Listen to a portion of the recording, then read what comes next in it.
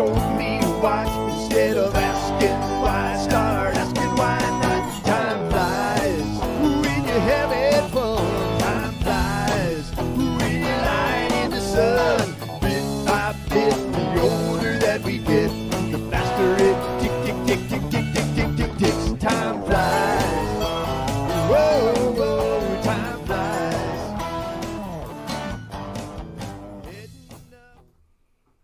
Time flies, and boy, I'll tell you right now, we got a couple of guys here that can tell us an awful lot of stories in the last few years since that time's been flying. Lyndall here with Marshfield Old School Times. Awful happy to have two guys that graduated from Marshfield High School in 1971 with me today. Two legends in their own minds, for sure, at least. Mike Lutgen. Mike, welcome to Marshfield Old School Times. Brother. And Roger Todd. So these two guys roam these halls, and I don't know how many stories they're going to be able to tell because the censors probably would be watching. But I know we're going to hear some neat stories and a lifetime of, just great times. So really appreciate you guys coming in.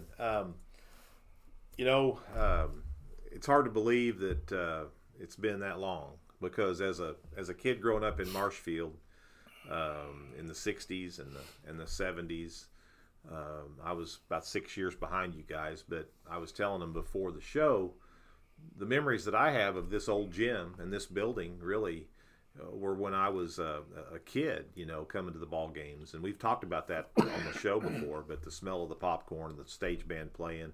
Well, these were the guys that were playing. These were the guys in the stage band.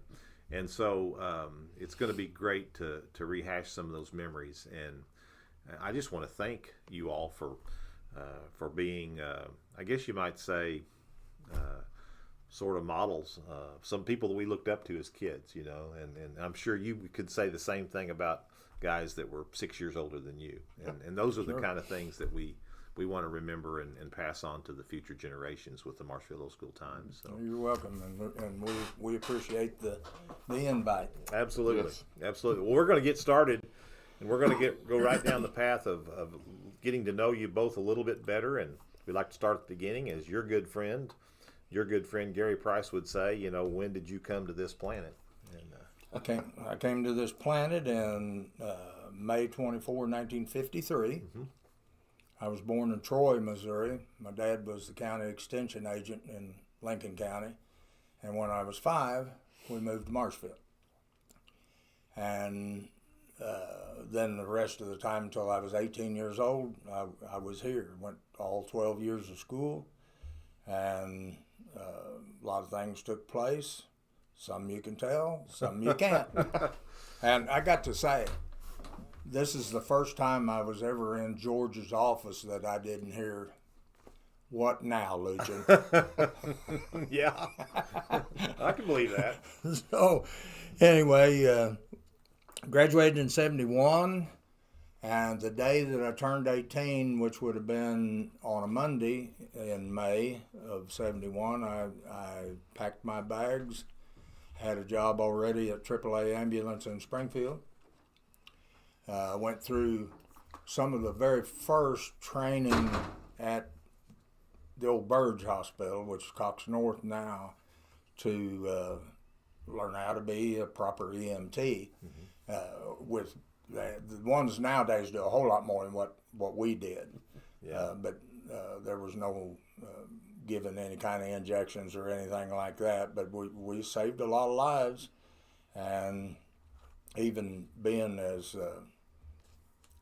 uncouth as we could be on our days off, we did our jobs. Yeah. You had station wagons, right? Did you have station wagons? We had one station wagon, and we had two, I guess they were Suburbans. They were Suburban. Oh, yeah. A Chevy and a GMC. Yeah. And they were more modern than the old Pontiac wagon was. Uh-huh. But they all ran where you buried the needle everywhere you went if it was red light and siren. Yeah.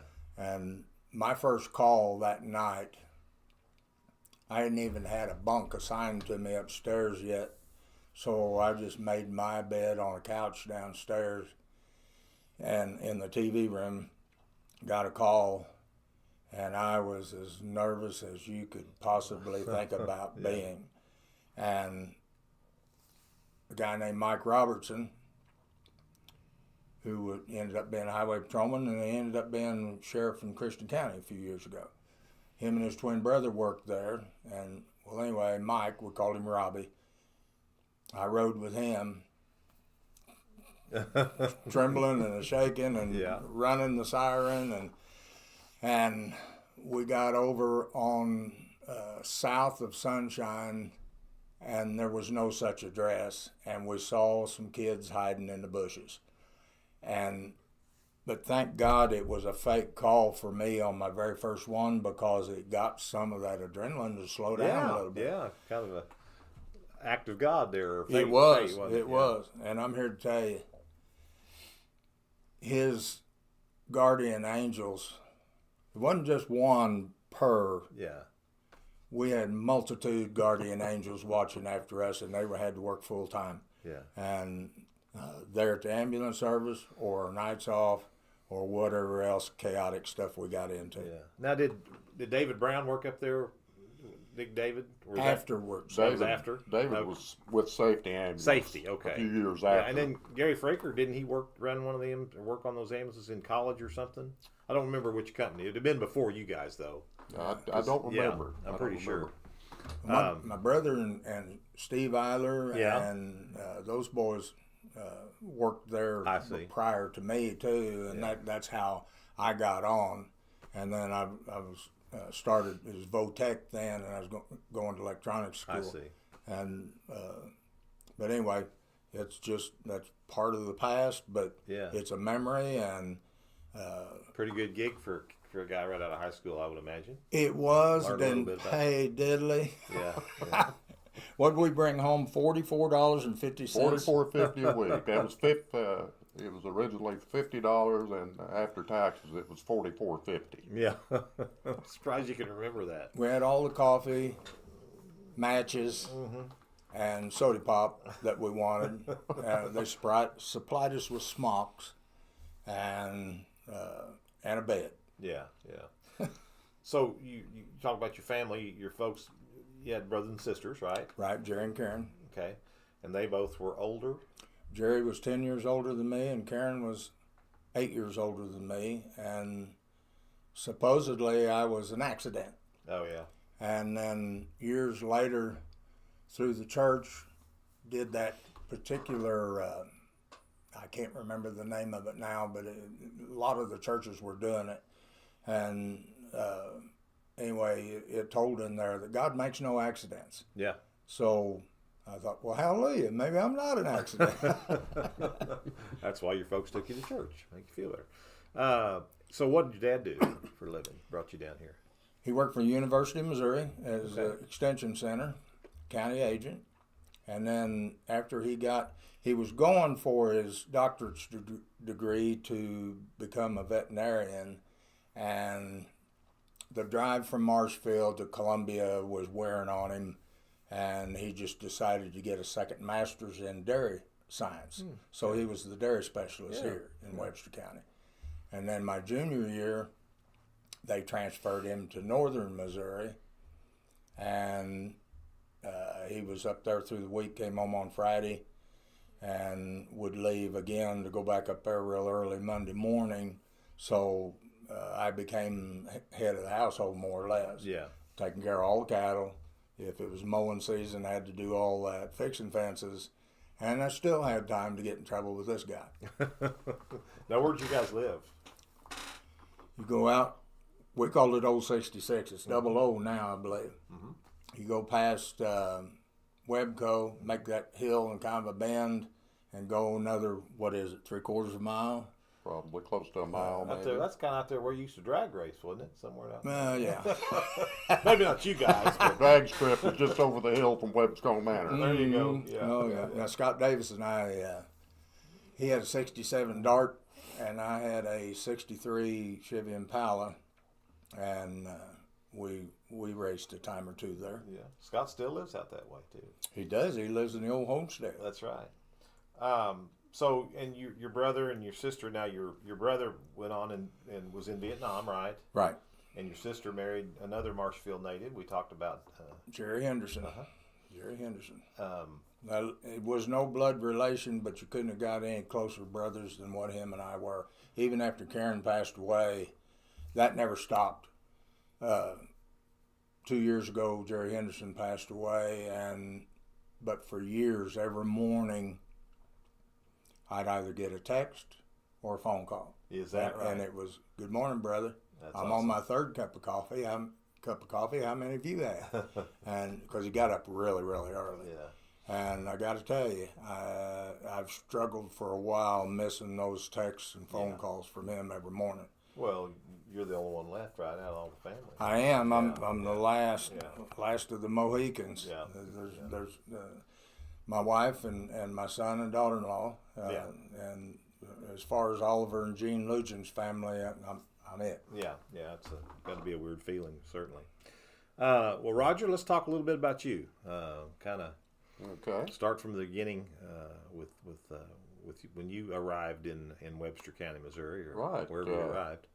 That happened October 24th, 1953. So His I had a birthday was birthday yesterday. yesterday. Happy birthday to Roger. I should have mentioned that. I Thank saw you that very on much. Facebook. Yeah. My dad were Garland and Louise Todd. I was raised down on Maple Street, down here a couple of blocks from the school. Dad worked over at Show Me Power. Linda Clark and her husband Bill is my sister and brother-in-law. Live out north of town.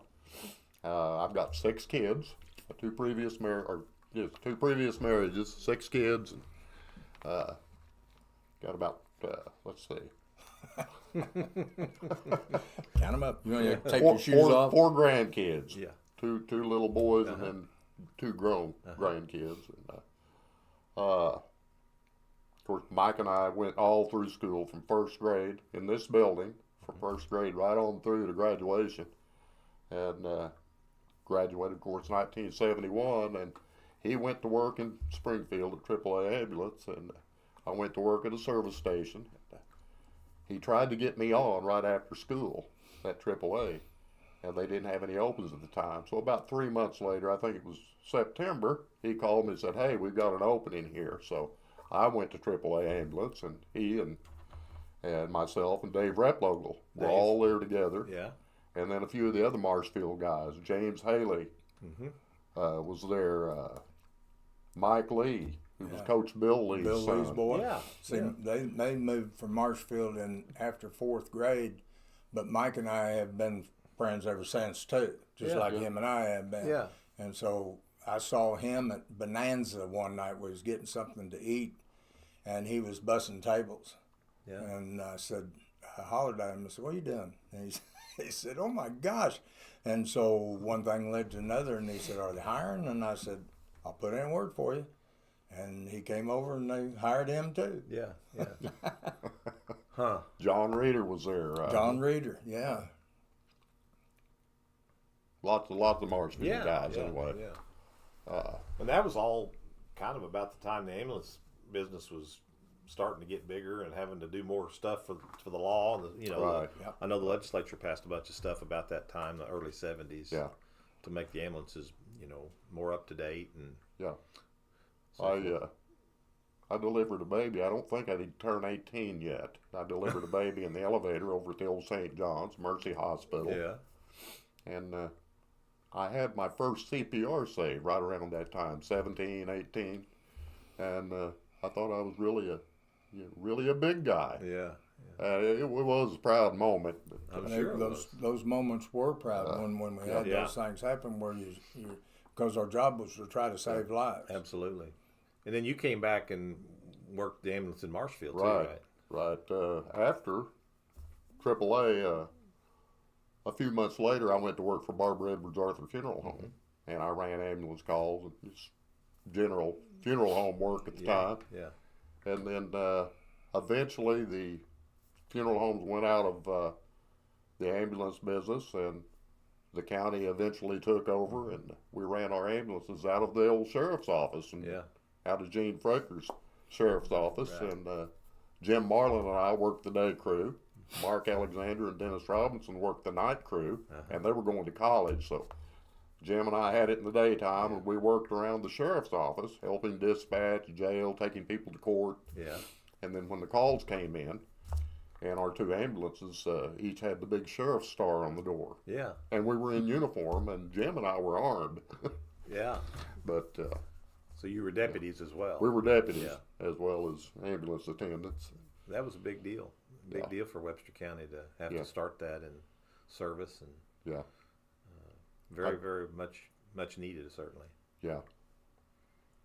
But And then you pretty much stayed in the law enforcement business from then on, didn't you? yes, I left the ambulance service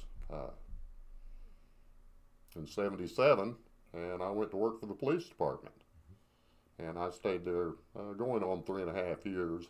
And then I left the police department. I got completely out of it for about 8 years.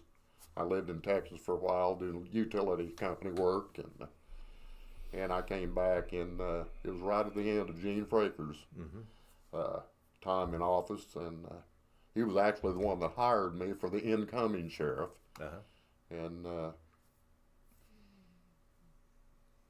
What year was that? Been about that was 88. 77. 77. 77. When I went to work for the police department, it was 77, and then about 81 is when I got out of it. And I came back and I went to work in dispatch for sheriff's office in December of '88. Yeah, Gene left in 80. And I got in about 88. 25 years, and between that I was with the sheriff's office, and I did dispatch and the jailing and that sort of thing. And then we went to a 911 system and learned how to become 911 operators.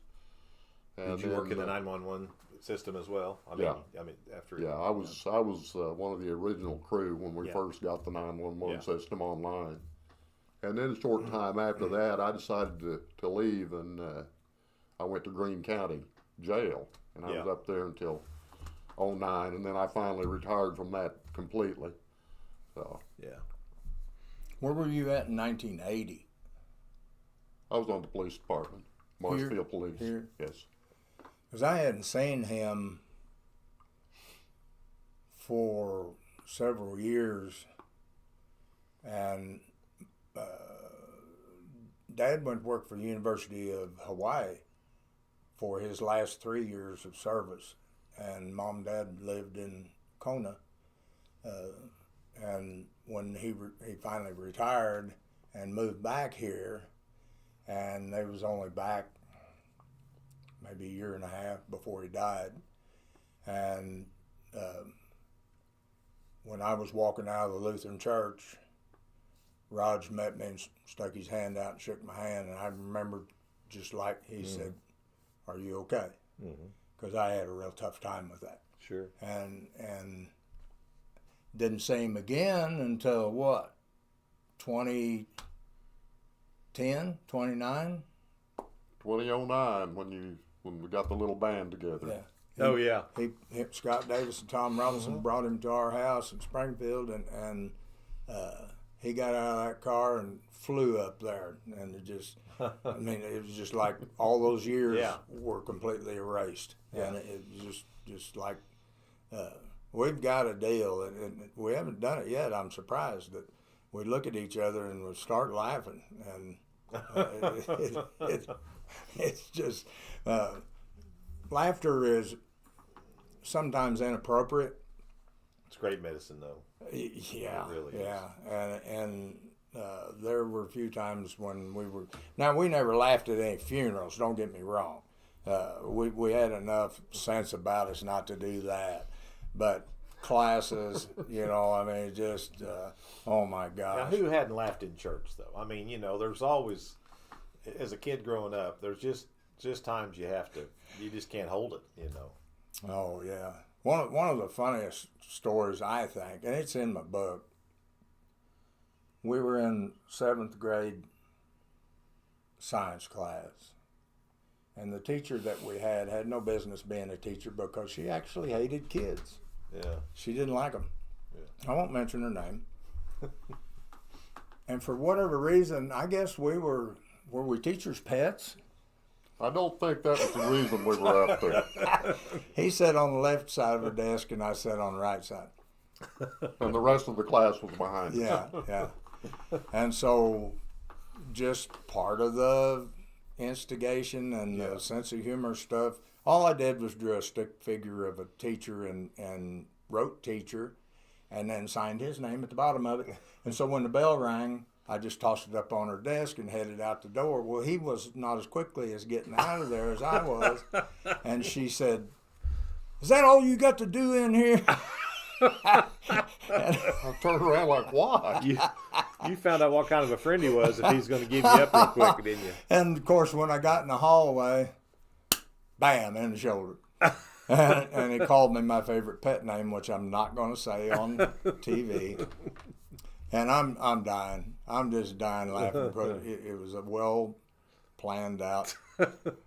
She held up this picture, and it was ugly. It was very ugly. It was a stick lady, but she had the round head and the scraggly hair. And he signed my name at the bottom of it. And she says, "Is this all you've got to do in here?" And I said, "Do you really think I'm stupid enough to do that and sign my name to it?" She said, "Oh, I guess you've got a point." And he's laying down on the floor outside the door. Out in front of the principal's office. And he's holding his stomach and he's laughing tears. And I'm mad, you know. And I punched him and called him a few expletives. And between him and my sister, I have been punched in the shoulder I don't know how many times. Karen was left-handed, and she had one mean left hook. And with her being 8 years older than me, of course, naturally, she lorded over me most of the time. Yeah. But she had that same sense of humor that I've got. Sometimes it's a little demented. but she'd wallop me. And then he'd wallop me. I mean, I should have permanent bruises. Did that story make the book? The one with Roger? Yes. yes, Okay. Yeah. it's in there. So let's talk about the book. So we've got a book here. What's That, Dad? By Michael Lutgen. And we're going to plug the book. And Mike, I want you to talk a little bit about that. I know it's chock full of stories growing up in Marshfield. Roger's in here. Yeah. Why don't you hit the highlights and well, first of all, what inspired you to write a book? I never had any inspiration. There was never any idea with my last brain cell to ever write a book. I would have been the last person on earth. Between his sister and buku other folks on Facebook, because like I said earlier, I've been a storyteller my whole life. And a story would come to me, and I'd think, oh, I need to post this. Yeah. So I'd post it on Facebook. Well, the one story that's in there about him and I circling the bigwig, his sister said, if you don't put this in a book, somebody in Hollywood's going to get this story and they're going to put it in a movie and you're not going to get credit for it. You need to get your copyright on this. Yeah. And I'm thinking, yeah, right. Well, let's hear about that bigwig story. Well, we'd been bucking hay. We stopped at the river, cleaned up. Probably had on a sleeveless T-shirt because that's mostly what I didn't wear one today, but that's my normal attire. Sleeveless T-shirt, cut-off jeans. And we're cruising through town, pulled through the bigwig, and there was two girls sitting in a car right next to the building, and they had pulled into their spot, and they were pretty cute. And I said, let's meet some ladies. So I had just finished rebuilding the engine in that 63, and I put a 350 horse cam in it and had cherry bomb glass packs on it, dual exhaust, and it sounded good. What kind of car was it? 63 what? 63 Impala. Two-door hardtop, red on red. Uh-huh. So before I got to that speed bump that was back there behind, I backed in, so naturally I wanted to be the one closest to the girls. Naturally. I had a Camel cigarette dangling from my lip, and I had my arm out the window. And had his shades on. Shades arm on. hanging out. Yeah. Joe Cool. Yeah. Joe Cool. Yeah, I can see. And just before I shut the key off, I revved the engine one time and then shut it off. And just as I turned to say howdy, they started their car and went to backing out. And I thought, well, we've lost this deal. And all of a sudden I heard, you remember the little ladyfinger firecrackers? Yeah. Well, that was the sound that I heard, and I thought, well, what was that? And as I turned and looked, ketchup used to come in those little tubs. Mm-hmm. And I don't know how long that ketchup had been laying out there, but she caught just a corner of it and squeezed it like a zit. And that shot through my window, all down the side of my head, down my white sleeveless T-shirt. My headliner was white. Oh, no. And it was sour. Oh. And my attitude got just as sour as that ketchup was. And what he's doing right now, he's melting into the fabric of the seat over here. He's just dying laughing. Yeah. Well, the way I told it in the story, here's the deal. If I'm watching TV or reading a book, if it doesn't catch my attention pretty quick, I'll shut the book or change channels. And each story is true other than the Arkansas story. It's the only fake one that's in there.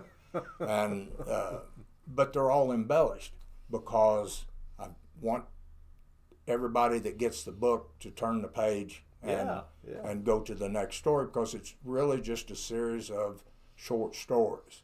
And when I went to interviewing publishers with the hearing loss that I have, and I have no prejudice at all. I don't care what your religion is. I don't care where you're from. None of that kind of stuff.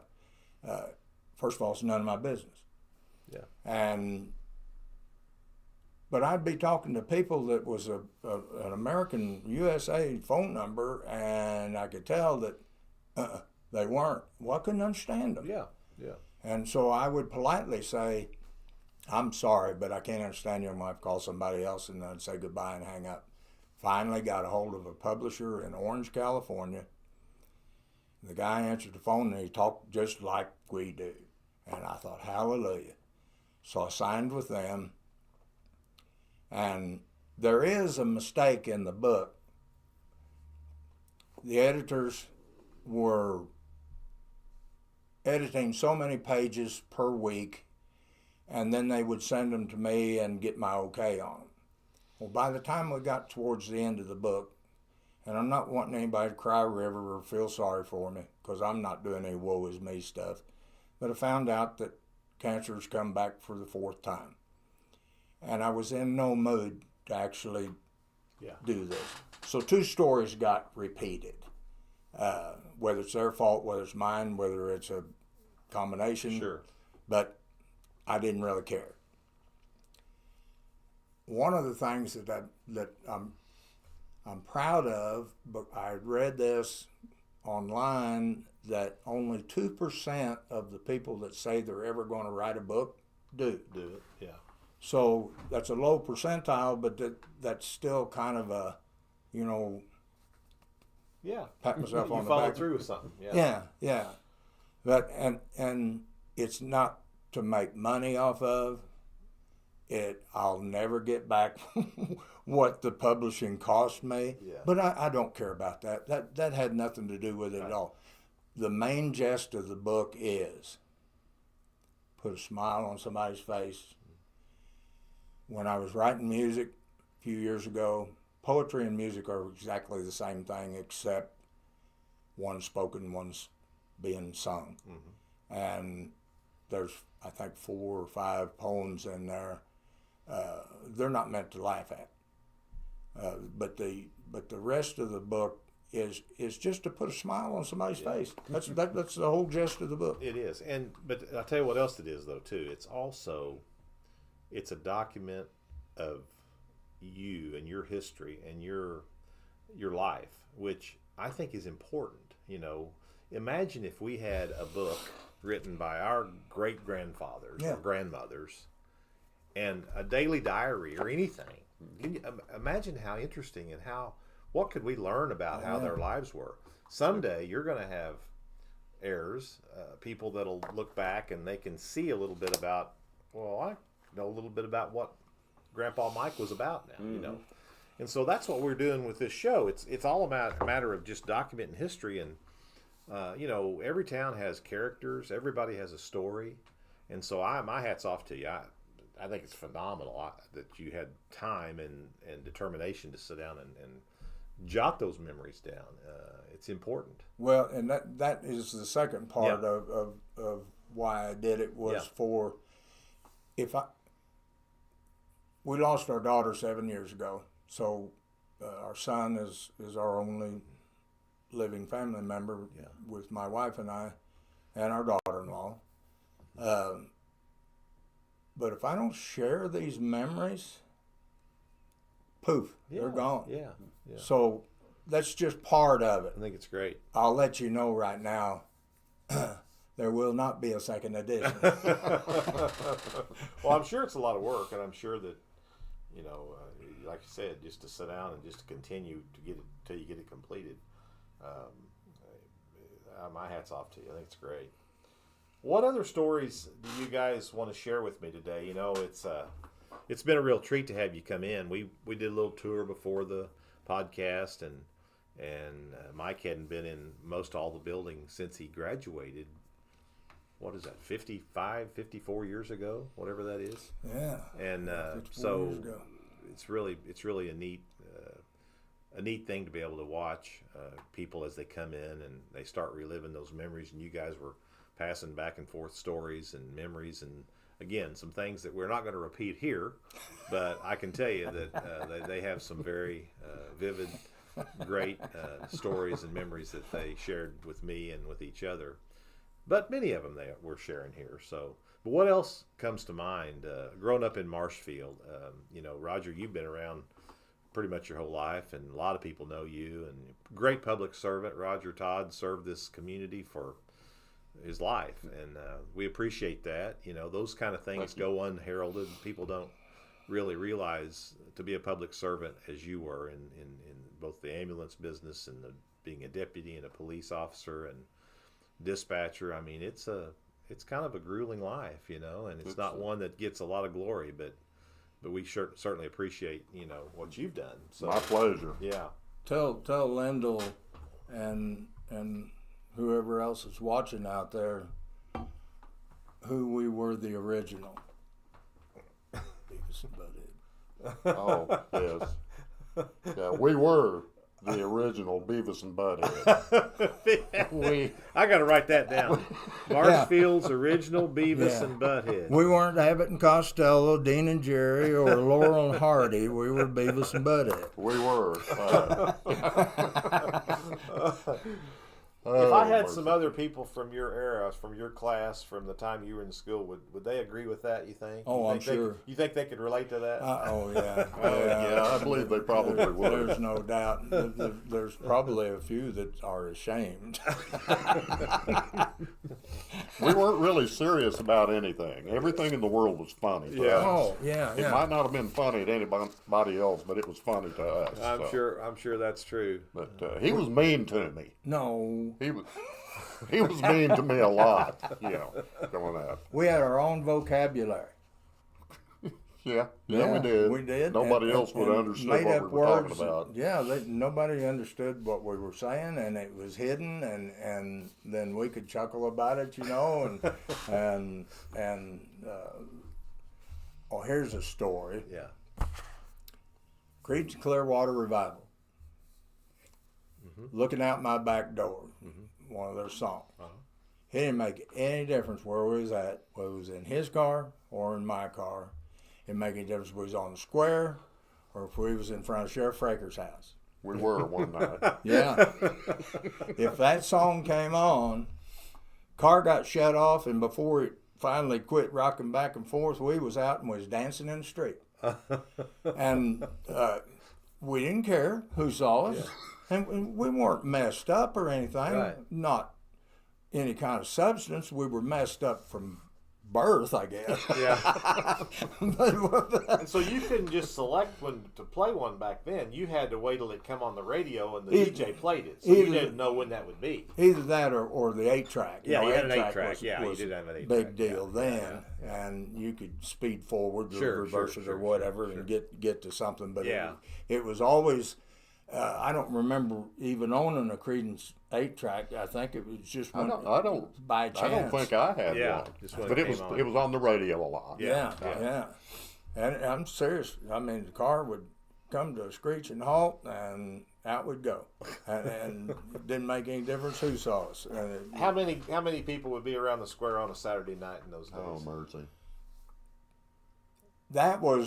they were 2 and 2 side by side Yeah. going around, and if you went around the square, you might stop into Dairy Princess, or at least buzz through, Yeah. see if anybody's there, go on down to the Big Wig, park, get a burger, whatever, or at least cruise around, go around the speed bumps and come back. We repeated that over and over and over again. One time we were doing that, and he says, pull into the Dairy Princess, I need a Coke. And I said, okay. So I pulled in, we went in, only 2 people in Dairy Princess. And they served Cokes in glasses about this tall, and they're thick, heavy glass, no plastic or paper cups back then. Yeah. And John Reeder had showed me this trick just a few weeks before, so it's still fresh in my mind. Yeah. If they can see that on the TV where he's got his thumbs, I said, put your thumbs on the table like that. And he did. And he hadn't even taken a drink out of his glass, and it's filled to the brim. So, put your thumbs back up there again. I put that big old Coke on there like that, and he just looked at me. I said, adios. No, I left. I just left him. I went and got in the car and drove and circled the square again, and I came back. And he couldn't pull his thumbs out. No, and he had his shoes on, so he couldn't use his feet. I'm trying to get someone's attention. One of the waitresses, to please come and help. You do that right here because I don't think you picked it up on the camera. So what Roger was doing was that right there. The bottle's on his thumbs, and so now you can't. You try to pull your thumbs out, and the bottle's gonna fall. It'll fall. And this, like I say, it was a huge glass of Coke. And you left him. You got in the car and left. I just got left, yeah. So I came back, and he's sitting outside on the front porch smoking a cigarette with this I'm going to get even with you look on his face. And he crawled in. I called him names. Yeah, he called me. I probably hit him. He did. Right shoulder. And I'm just dying laughing. I mean, this is the kind of stuff that we did. Mm-hmm. And if you think about that era, the Ritz Theater. Yeah. If you'd already seen the movie, there wasn't no point going back. Mm-hmm. The girls didn't go in the pool hall. Right. I lived in the pool hall. And somebody would organize. I never knew who did them, but every weekend there was a river party someplace. And Belford or somewhere. Belford, Mill Dam, Yeah. wherever, and we'd congregate at those. Right. And really, I think, we had fun, but I think about it now, and I think about it was kind of sad that there really wasn't anything for us to do. There really wasn't, no. You So- didn't have, you had I guess you had the bowling alley, didn't you? Yes, we did have. Was it still open? Yes, it was open. Yeah, I think the bowling alley would have been there, but that's, again, how many games can you bowl? They were usually full of league bowlers and older, stuff. Yeah, adults and. But you mentioned the Dairy Princess, the Big Wig. Those were the only 2 drive-ins, wasn't it? Before the Townhouse and That's Dairy all Queen. we had. That's all They we came had. along 74, I think, on the Townhouse, and 73. The maybe, only but- business that stayed open all night was Lynham's Texaco. Yeah. Yeah. Oh, yeah. We hung out there a lot too. Yeah. No, you're right. I mean, I was 6 years behind you, but it was not a whole lot different. A little bit different. We had the Townhouse and Dairy Queen that came in, but then the Big Wig closed. I mean, I don't remember the exact dates on some of that, but it's very similar. The square was busy. You ask how many cars, how many people were on the square. It was bumper to bumper and door to door, all the way around the square all night long. Yeah. And you'd have to sit at the, if you wanted to get on the square, you'd usually have to sit there until someone stopped and waved you in. So, and then the police didn't like it much because traffic was just at a snail's pace. Every once in a while, they'd tell us we needed to go somewhere else, you know, and then we'd wind up back up there. So. There was one night I drove into town, had to have been a Saturday night, and there was nobody on the square. Nobody. And I thought, well, where's everybody at? I hadn't been informed of anything. One of those extracurricular activities. And all of a sudden, here come the Ward mobile. Jeff Ward's little red Valiant. And I said, where is everybody? He said, pull in. So we pulled in right next to John Henderson's police car. And he said, oh, they're out by Bell Ford. And he said, hop in and go with me. So I did. We got out there, and you had to put, whatever the name of this place was, you had to pull into a field. There's an opening in the trees, in the tree line, and they had a name for it, but I just don't remember what the name of it was now. I barely got out of the car, and Jeff hollers, "Cops!" And, and we didn't have anything to drink or anything. We just got there. And so I crawled back in the passenger seat, and off we took, and we met I don't know how many cop cars on that dirt road out that way. Well, one of our buddies, and I won't mention his name, got caught. And the gentleman that poured all his beer out said, I'm going to call your mom tomorrow. And I'm sure that buddy had a real sleepless night that night. But he told me that story years later, because I didn't even know he was there, because I didn't even get to see anybody. It all happened so quick. He said, he never did call my mom. He didn't. No. And now Roger working up there later on, but correct me if I'm wrong, but in those days, couldn't you almost get stopped or get caught, and as long as your name didn't make it in the paper, people wouldn't, nothing really would happen with it. Yeah. I mean, right. And that's what I kind of remember. That's a little before my time, but I mean, it was a different era. It was a different time. Yeah. Well, there was a chosen few that was in the paper. Older. They were older than us. That kind of rebel rousers. And I'm sure if guys were truly causing problems, they deserve to be in the paper. But I'm just talking about, young kids that needed a good lesson or two taught. But there weren't very many policemen around Marshfield when Right. we were coming up through school. So.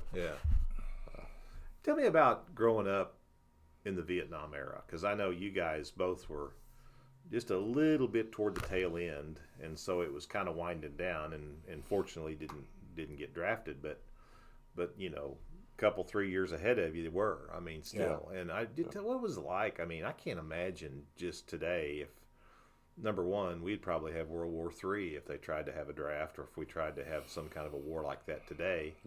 The general population wouldn't put up with it. But the media protected the government. They protected the established government. It's a whole different era. And we talk about the internet and Facebook and how bad it can be, and all the rhetoric and all the stuff that's on there. And there are a lot of it that is. But on the other hand, there's nothing wrong with transparency. No, exactly. And it has certainly, it does keep things transparent. And, now you got the media going overboard the other way. I think they're over sensitizing things. Oh, yeah. You see now where back during the Vietnam thing, they would show little clips of something, but they didn't show dead soldiers. Right. And now you see blood and guts and everything, and that's not what I call entertainment. And they still protected the administrations too. They protected the government, and now it's anything we can do to throw them all under the bus.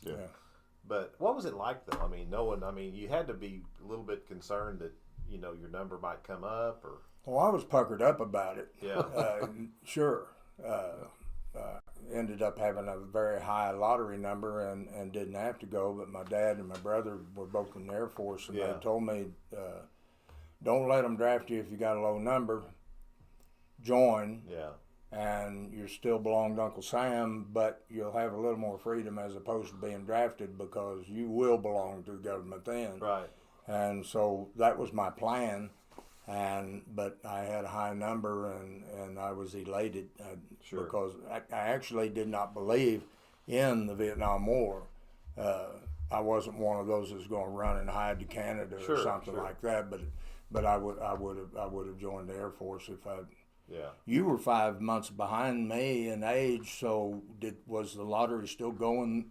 Yeah. Was it? Okay. I was on a long distance ambulance call to Kansas City the day they were calling lottery numbers, and I was sweating because they would break into the radio station Oh, really? and they'd call so many numbers, and then Yeah. a little bit later on they do the same thing, and Yeah. it took a long time to get to my birthday, and so I just kind of sweated out all Yeah. day because I really didn't want to get drafted. No. And it finally came to my birthday, and I pulled up, I think, a 256 or something like that. And I knew that they were going to take people that drew a 60 or below. Yeah. Had some friends that got chosen. Got it. but, Yeah. We were both lucky. But Yeah. again, if you guys would have been, say, 5 years older, maybe, or maybe not even quite that much, Yeah. at 250, you'd have probably got drafted. I mean, Yeah, it may was that- have been might have back been, I don't then. know, but yeah, it had to be tough times, though. I mean, I can't imagine. I just can't imagine. And you talk about your dad. They knew what they were fighting for. World War Yeah. II. Those Yeah. guys knew. I mean, but it was different by Vietnam. Yeah. It was just different. Yeah, the way it was explained to me by my brother and other guys that went into the service during Vietnam, that they found out pretty quick that it was a political war. Yeah. That really, they didn't see any need for us being there because they really weren't doing any good. Yeah. And Jerry was a jet mechanic in the Air Force, and so he was in and out, dropping them poor guys off. Yeah, And, yeah. and then they'd take off and come back. Yeah. But yet he was in there long enough in those many times he was there to get infected with Agent Orange, and man. that's what took him out of Really? this world. Yeah. So Yeah. Well, it's a time that we talk about the good old days and we talk about how bad things are today or whatever, but I don't think there's anything much worse than being the mother of one of them boys that No, didn't I come can't home. imagine I mean, that. in that time with not knowing what they were really fighting for, it had to be terrible, terrible times. So, well, what else, guys? You think? We only got 10 months left. See how fast this goes by. yeah, I'm telling you, it goes does. by really It fast. does. It's like old home week, as far as I'm concerned. Yeah. And yeah.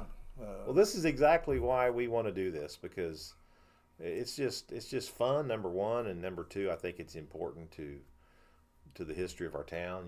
We all are very fortunate we grew up in Marshfield, Missouri in the times we did, and Yep. and I just think when we're all gone 50 years from now, I just don't want us to totally be forgotten. I want people to be able to say, look back and say, wow, that was a great time. Those were great memories, and hopefully that's what we can do with this. So I'd like to give kudos to some of the gentlemen. Well, Tom Farr.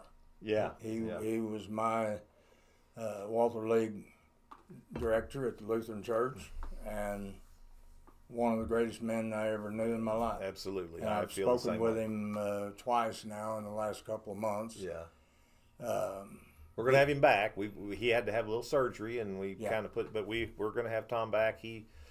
Those 2 times I've had him on were just wonderful days. Oh, he's And sharp. He really is at He's- 95, maybe 96 now, and He's sharp. all the guests have been great, but especially those that are in that decade of their life, the 90s, to be able to remember the way they have and to share with us, it's just remarkable. Yeah. D. Lewis, Yeah. honestly, I have to say that D was the best teacher I had throughout all 12 years. Many would say that, I think. He just Even though he kicked you in the seat of the pants one time.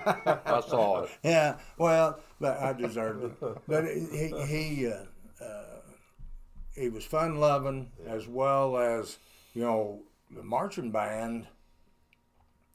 In those years that I was in that, Lord, we won I don't know how many of those contests. Yeah. Phenomenal years. Yeah. And now, what about? Didn't they go to D.C.? Were you still? No, I didn't. That was right after. It wasn't much after. Maybe 73 or somewhere in there. We did a lot of contests at Inauguration.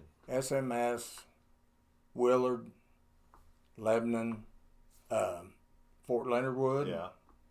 And gosh, I've probably forgotten more than I just mentioned. The 4-state invitational down at Carthage. Carthage. And you were in band, right? You guys set beside. You both played. I the was tuba? in from 5th grade up to 9th grade, Okay. and up into 9th Yeah. grade, I had athletics and stuff Yeah, all the time. yeah. You were a good basketball He player. went to football Yeah, and football, I only played one. Mike was into cars and music. Yeah. And I girls, was of doing the course. baseball. Don't forget Girls, of course. Yeah. Well, he was in the girls' too.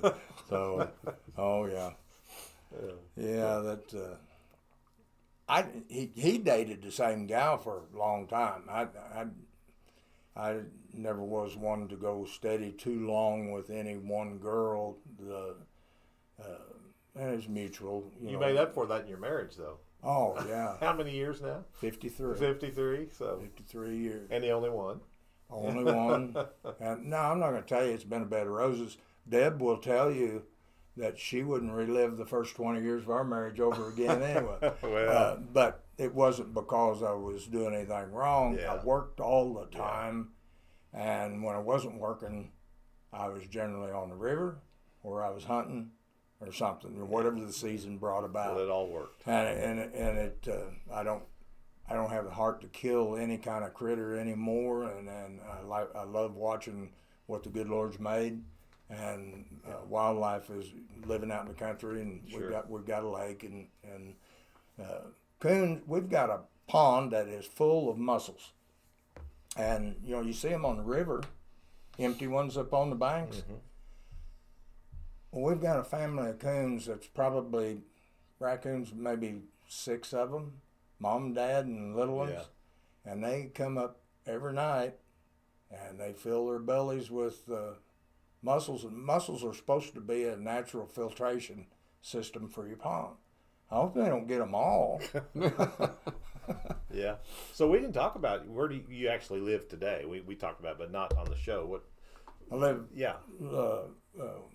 west of Warrenton, and close to the Missouri River. And we moved up here. Our son said, "Why don't you and Mom move up here? Be close to Cindy and I." And I said, "Well, yes we can." And we looked for a year, and we finally found this place, and it was a foreclosure. And we worked on it for 10 years. But anyway, we got it where we want it. Yeah. And we love it. It's too much house for 2 of us, and it's too much ground to take care of because it's an HOA and everything has to be mowed. Well, I think I have to manicure everything, you know, the pond and everything. You can't take the 0 turn down around it because it's too rough. Yeah. So it's all done with a weed eater and straight shaft steel and self-propelled push mower. Now you've been up there since when? 2013. 2013, and before that, you had we didn't talk about your career at City Utilities. You worked down here at City Utilities in Springfield. Southwest Power Station. Yeah. I was, they had all kinds of titles, maintenance, boiler turbine. I was kind of in charge of the cooling tower. And I spent so many hours out there. The power plant was only online 2 years before I started there. So it was a new baby, and all the bugs hadn't been worked out of it yet. And so Deb and I had bought a house in Marshfield, and I was driving back and forth. Well, there was lots of times I'd get home, the phone would ring. Mikey, we need you. Mm-hmm. I'd get back in the car and head back to Springfield. Yeah. So then in fall of '79, we sold our place down here and then bought a place in Springfield. Yeah. Got me closer to work. Yeah. And Roger, you live in Springfield now, but you lived in Marshfield most of your life. Right. I moved up there in 2012. Yeah. And, but prior to that, I born and raised here. Oh, yeah. I spent about 3 years in Texas. I moved down there and worked in Texas for a little while with utilities, Addison, Texas. And your kids are all up there in Springfield too, right? 4 of them. Yeah. My 2 oldest are in Arkansas. Okay. Rogers, Arkansas area. Rogers, Bentonville. And the other 4 are right here close. Yeah. Actually, real close to where I live. So you see them all the time and see them all the time. Collaborate. Yeah. Well, that's great. That's great, guys. We got about 2 minutes, so it's been a real treat, and you're welcome anytime to come back and share or bring some other buddies, and we just really appreciate that and appreciate you sharing with us and catching up, and maybe Mike, maybe you can come to Reunion Fest one of these years, and you'll see even more people. So We'll see. Roger's been, and I know this year the class of '76 is having their big shindig, their 50 year, and then of course I think '66 is going to do something in September. Some of they'll be here at Reunion Fest, but they'll also be here, and I think they've scheduled a room over here in September, October, I think, and. So we enjoy having those classes come back, and the real neat thing is to see all the, like the brothers and sisters, like Dave Replugle's in your class. Well, Roger's class is '76, but people can mingle and visit and catch up. And we didn't just go to school with our class; we went with our 3 or 4 classes ahead and 3 or 4 classes behind, and plus brothers and sisters and families, and so it's been a fun thing for us to do and help put on with this campus. These guys that goes to that every year, they keep me informed. Yeah. So they don't leave me out in the dark. I know this year when my good buddy Gary Price came down, he was talking to Bob Shockley's wife. What's her? Yeah. Lynette. Yeah. And she said, "Well, we've got a tent over here," and she said, "Bob's over there and Randy Hyder's over there." Yeah. And so he went over and sat down, and they got to talking, and Gary says to Randy, he said, "Have you talked to Mike lately?" And Gary said, "Yeah, 2 and 3 times a week." And he said, "How's he doing?" and so on. Yeah. And Gary says, "Well, Mike's told me a few stories about you Hyder boys." And Randy, he said, Randy leaned forward and he said, "Well, let me tell you something. That Mike Lutgen was no angel either." So I guess it didn't We've totally all got fade those away. kind of comments we can make. We've all got those about friends, and that's right. We were never mean-spirited. We didn't steal. No. We didn't tear stuff up. No. But we dang sure had a good time. You bet. With about everything that we did. And I think we're also proud of Marshfield, and we're proud of of our community and our people. And you're going to have an argument, or somebody may think they don't like somebody, but at the bottom line, at the end of the day, I think we all love each other, and we all are thankful that we all had that bond, that common bond of being from here, and whether you went to school here or not, just living here and getting to know each other and stuff. So, well, that's something that has changed. Back in the day when we were in school, I didn't tell Raj I loved him. Yeah. No. Well, we didn't do that. We didn't do that back then. Yeah. But we tell each other that all the time. I'd have thought you were pretty weird if you had him. Yeah. No, you're right about that. You're right about that. Things have changed for the better, and a lot of things have. Yes. No question about that. They have, No and to express your heartfelt feeling towards someone doesn't make any difference what gender they are. Yeah. And because we actually do. Yeah. We love each other like we're brothers. Yeah. So I've told Scott, Tommy, Gary, and which, by the way, if you boys would get together and play together, we'd love to have you play down here. Oh, I don't do anytime that you want anymore. to play. Well, Don't do you that never anymore. know. You never know. When my baby girl passed away, the music died. I see. And I didn't give up on life, but I just I don't have any desire to. Yeah. She would sit with me at Christmas time, and we would sing. I'd play guitar, Really? and she had a beautiful voice. Yeah. And but it just disappeared. Yeah. And in fact, I don't even own a guitar anymore. Yeah. I had if you had that wall, I got a wall like that in my fourth bedroom downstairs, and he saw them, guitar after guitar hanging on the walls, and they're all gone. They're all gone. Yeah, they just, I don't think it'll ever come back. Well, plus, my hands don't work anymore. It just, old age is creeping up and scared away a lot of talent. The bass guitar he gave me is sitting there at my house gathering dust. I haven't picked it up in years. Yeah, so. either. Yeah, I built guitars for a while, and they've shipped all over the country. I made one for Tom Robinson. Yep. Made one for Scott Davis. Gave him one, and my nephew in Texas, I gave him one, but with arthritis and so on, I just can't do it anymore. So. Yeah. Well, I guess we'll wrap this thing up. It's 2:03. Appreciate you guys being in again. It's Halloween week, so everybody have a happy Halloween and be safe out there. And we will see you again real soon. Kind of took a few weeks off this summer, had a lot going on, but fall's here and the weather's changing, so we'll probably try to line up some more folks to come in and visit and reminisce and just really appreciate y'all watching and.